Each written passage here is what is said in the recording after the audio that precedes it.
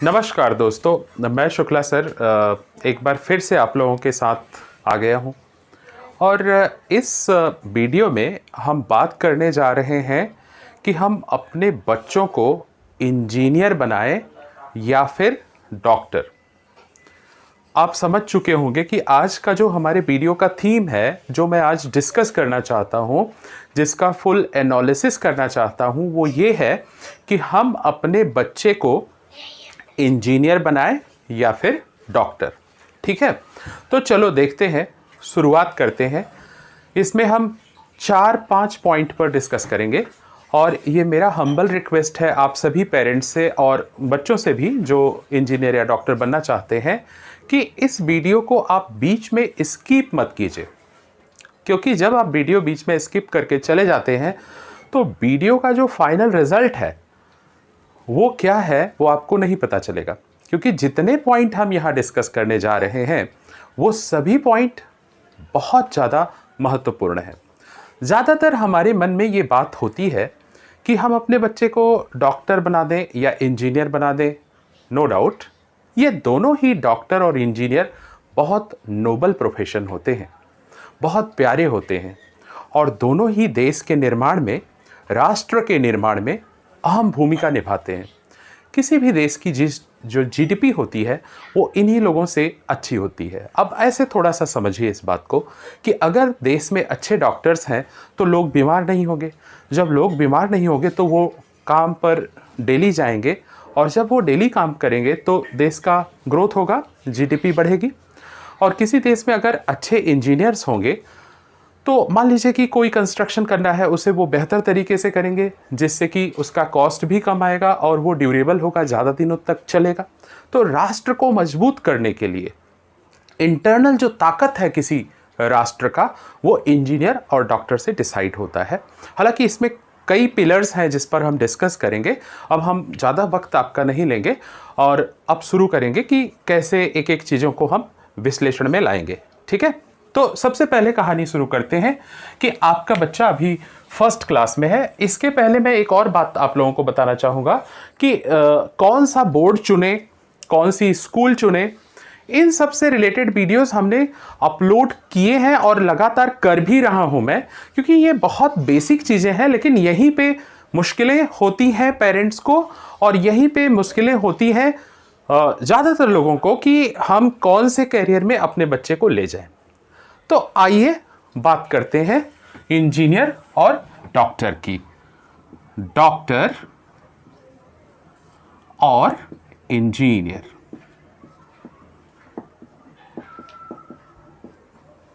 ठीक है, ये दो है। अब बात करेंगे हम कि पहली कक्षा में आपने अपने बच्चे का एडमिशन करा दिया, कोई भी बोर्ड आपने लिया, ठीक है, जो भी लिया है आपने, या कि आप वो वीडियो देख सकते हो जिसको हमने अपलोड कर दिया है कि कौन सा बोर्ड अच्छा है। तो उनका 1st to 10th जो है वो आप सीधा चलने दीजिए। 10th स्टैंडर्ड तक, पहली कक्षा से लेकर के 10वीं कक्षा तक आपका बच्चा बिल्कुल प्लेन पढ़ाई करेगा वो, और जो भी कंपलसरी सब्जेक्ट है उनको वो लेकर के 10th तक आ जाएगा। अब 10th में जब बच्चा पास कर लिया 10th, तो यहां से दो स्ट्रीम्स क्रिएट होते हैं। आपका बच्चा या तो डॉक्टर बनेगा या फिर इंजीनियर बनेगा। तो अगर डॉक्टर आप बनाना चाहते हैं तो मेन सब्जेक्ट उसका पीसीएम, ये पीसीएम नहीं होगा, ये पीसीबी होगा डॉक्टर के लिए। याद रखिए, मैं लेफ्ट साइड में डॉक्टर को लिख रहा हूं और राइट साइड में इंजीनियर का, और इंजीनियर के लिए पीसीएम हो जाएगा। अब आप सोच रहे होंगे कि ये शुक्ला सर पीसीबी और पीसीएम क्या कह रहे हैं। तो देखिए, ये सब्जेक्ट के नेम्स हैं। फिजिक्स, केमिस्ट्री, बायोलॉजी डॉक्टर के लिए, फिजिक्स, केमिस्ट्री, मैथमेटिक्स इंजीनियर के लिए। जब भी मैं बात करूंगा इंजीनियर या डॉक्टर की, तो मैं याद रखिए भारत के जो शीर्ष संस्थान हैं जैसे कि आईआईटी, एनआईटी, बिट्स, या कि फिर एम्स, एएमएफसी, या फिर अदर जो बड़े मेडिकल कॉलेज हैं भारत के रेप्यूटेटेड, उनकी बात कर रहा हूं। तो यह दिमाग में रखना, क्योंकि आजकल इंजीनियर और डॉक्टर बहुत घूम रहे हैं, वो हमारे काम के उतने नहीं हैं जितने होने चाहिए। इसलिए मेरी जो बात आपसे हो रही है वो ऐसे डॉक्टर और इंजीनियर की बात हो रही है जो वाकई में देश के निर्माण में अहम भूमिका निभा रहे हैं। आप समझ गए होंगे, भारत के शीर्ष संस्थानों में पढ़ने वाले डॉक्टर और इंजीनियरों की बात मैं कर रहा हूं। लोकल कॉलेज या हल्के फुल्के कॉलेज के लोगों के लिए मुझे आप दिल से क्षमा कीजिए, मुझे ऐसा नहीं कहना चाहिए, क्योंकि हम जिन डॉक्टर इंजीनियर को बनाना चाहते हैं या अपने देश में जैसे बच्चों को देखना चाहते हैं तो वो शीर्ष संस्थान है, जैसे Indian institute of technology IIT, भारतीय प्रौद्योगिकी संस्थान, अखिल भारतीय आयुर्वेद विज्ञान एम्स जो है आपका, महाविद्यालय चिकित्सा का, या कि ढेर सारे ऐसे कॉलेज हैं हमारे देश में। कॉलेजों की कमी नहीं है और बेहतर कॉलेज हैं। हम इन पर भी सीरीज ला रहे हैं कि कौन से कॉलेज में कितना कट ऑफ होगा और सारी चीज़ें, लेकिन आज हम फोकस्ड रहेंगे इंजीनियर और डॉक्टर के बारे में। तो आप अपने बच्चे को अगर डॉक्टर बनाना चाहते हैं तो PCB फिजिक्स, केमिस्ट्री और बायोलॉजी उसकी मजबूत कीजिए, और अगर आप इंजीनियर बनाना चाहते हैं तो फिजिक्स, केमिस्ट्री और मैथमेटिक्स। स्पेशली यहाँ पे हम और शॉर्ट कर देते हैं, यहाँ पे PM पर ज़्यादा फोकस करना चाहिए, फिजिक्स और मैथमेटिक्स पे, और यहाँ पे CB पे ज़्यादा फोकस करना चाहिए, केमिस्ट्री और बायोलॉजी पे। अब यहाँ से शुरू होता है कि भाई चलो आपका बच्चा अच्छे कॉलेज में एडमिशन पा गया, तो अगर वो डॉक्टर बनता है तो सबसे पहले हम बात करते हैं फर्स्ट पॉइंट, पैसा, मनी। तो ठीक है, पैसे के बारे में अगर मैं बात करूं तो डॉक्टरों को ज्यादा पैसा पे करना पड़ता है पढ़ाई के दौरान और इंजीनियर को कम। ठीक है, डॉक्टरी करने के लिए आपको ज्यादा पैसा लगता है, इंजीनियरिंग के लिए कम लगता है। अब दूसरी बात अगर हम करें तो है समय, कि भाई समय कितना लगेगा। तो देखिए, यहां जो ग्रेजुएट की डिग्री होती है डॉक्टर के लिए वो होती है MBBS, और इंजीनियर के लिए जो होता है वो BTech होता है, बैचलर ऑफ टेक्नोलॉजी। ठीक है, bachelor of medicine and bachelor of surgeon, MBBS, BTech, bachelor of technology. लगभग अगर मोरल लेस हम देखें इन चीजों को तो लगभग दोनों में 4 वर्ष का समय लग जाता है, 4 ईयर टाइम। तो अभी हमने 2 चीजों के बारे में डिस्कस किया, डॉक्टर्स के लिए more money, comparatively less money. तुलनात्मक रूप से हम कह रहे हैं कि डॉक्टर को थोड़ा सा पैसा ज्यादा लगाना पड़ता है डॉक्टर बनने के लिए, और यहां थोड़ा सा पैसा कम लगता है। अब MBBS और BTech हो गया, इनके पास डिग्री आ गई MBBS की, इन्हें डिग्री मिल गई BTech की। हम याद रखिए, जब भी बात कर रहे हैं तो शीर्ष संस्थानों के बारे में बात कर रहे हैं, टॉप क्लास के इंस्टीट्यूट के बारे में हम बात कर रहे हैं, उन्हीं से हम आइडिया लिए हैं और उन्हीं का हम आप लोगों को बता रहे हैं। तीसरा अगर हम बात करें तो आपके बच्चे की क्षमता कैसी है। हम कह सकते हैं कि क्षमता का मतलब वो किधर जाना चाहता है, कैपेसिटी उसकी क्या है।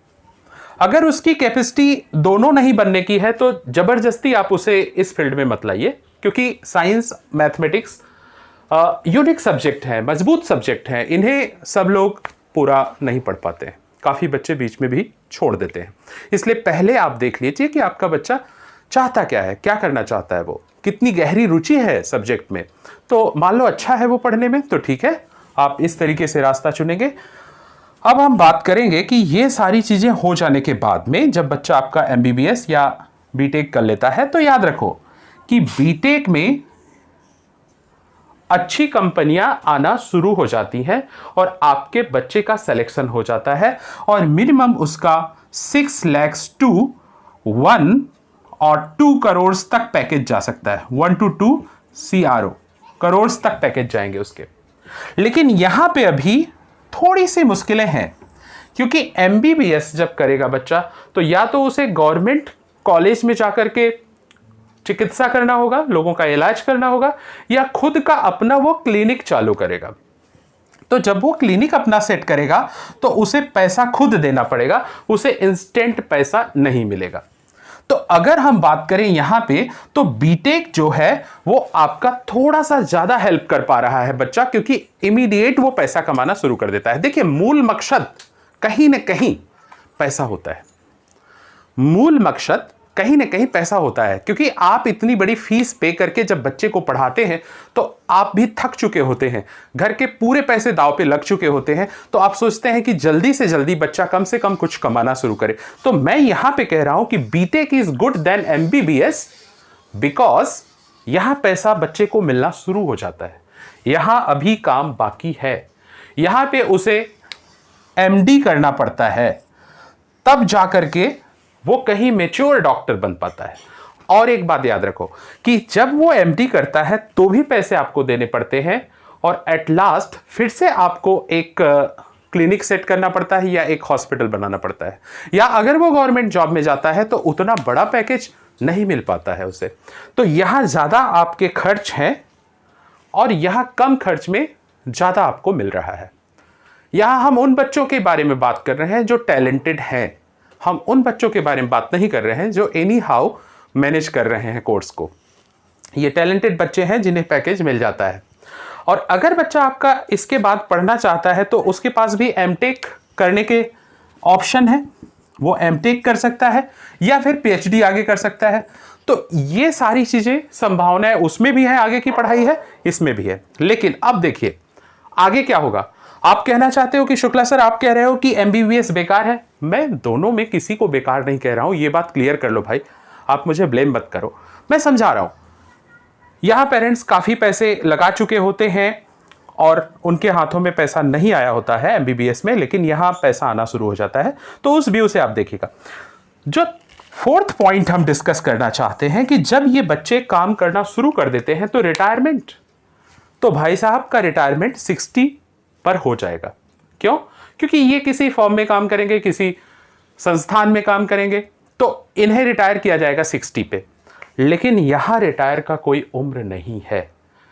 मतलब अगर आपका बच्चा एमडी एमबीबीएस कर ही लिया तब वो लाइफ टाइम जब तक इस पृथ्वी पर है कमाता रहेगा, लोगों की सेवा करता रहेगा और उपकार करता रहेगा। यहां पे 60s पे बच्चे की कमाई रुक सकती है, लेकिन तब तक वो बहुत कुछ कमा चुका हुआ होता है। तो फाइनली अगर हम बात करते हैं, फिर से एक बार रिकैप देख लेते हैं, रिजल्ट क्या आया हमारे पास इस डिस्कशन से। तो आइए देखते हैं। हमने आपको बताया कि पहली से लेकर 10वीं तक आपको बच्चे को पढ़ाना है नॉर्मल, उसे कुछ प्रेशराइज नहीं करना है। उसके बाद देखना है कि अगर उसका इंटरेस्ट साइंस और मैथमेटिक्स में है तो बेशक आप उसे इस तरीके के कोर्स में डालिए। PCB, physics chemistry biology MBBS के लिए, पीसीएम पे फोकस करना है बच्चे को इंजीनियरिंग के लिए। वैसे काफी ऐसे बोर्ड हैं जहां पे पीसीएमबी चारों सब्जेक्ट एक साथ पढ़ाए जाते हैं, और बहुत ऐसे बोर्ड हैं जिनमें आपके पास में चांस रहता है कि अप टू 12th स्टैंडर्ड आप अपने डिसीजन को बदल सकते हैं। पैसे की बात करें तो एमबीबीएस कराने में थोड़ा सा ज्यादा पैसा लगता है, बीटेक में थोड़ा सा कम लगता है। हम सभी शीर्ष संस्थानों की बात कर रहे हैं। समय के बारे में अगर हम बात करें तो मोरलेस दोनों में उतना ही लगता है, लेकिन यहाँ पे 4 ईयर करने के बाद पैसे मिलने शुरू हो जाते हैं बच्चे को, अगर वो आगे नहीं पढ़ना चाहता है तो। लेकिन यहाँ पे पैसा मिलना थोड़ा सा मुश्किल होता है, या मिलता भी है तो लिमिटेड मिलता है। लेकिन एमडी करने के बाद इसका दरवाजा खुल जाता है और ये कंटिन्यूअस तब तक चलता रहता है जब तक कि ये ग्लोब पर बना रहता है, जबकि यहाँ रिटायरमेंट की एक सीमा है। दोस्तों, अगर हमारा वीडियो आप लोगों को अच्छा लगा तो आप लोग इसे शेयर कर सकते हैं, लाइक कर सकते हैं और कमेंट कर सकते हैं। और ढेर सारे जो हमारे दूसरे वीडियो चल रहे हैं उनको आपने बहुत प्यार दिया है, इसी तरीके से आप अपना प्यार देते रहें। हम हर एक बार एक नए टॉपिक पर वीडियो लाएंगे, जिससे कि आपको फैसले लेने में बच्चे के कैरियर के लिए काफ़ी मदद मिलेगी। Thank you for watching this video.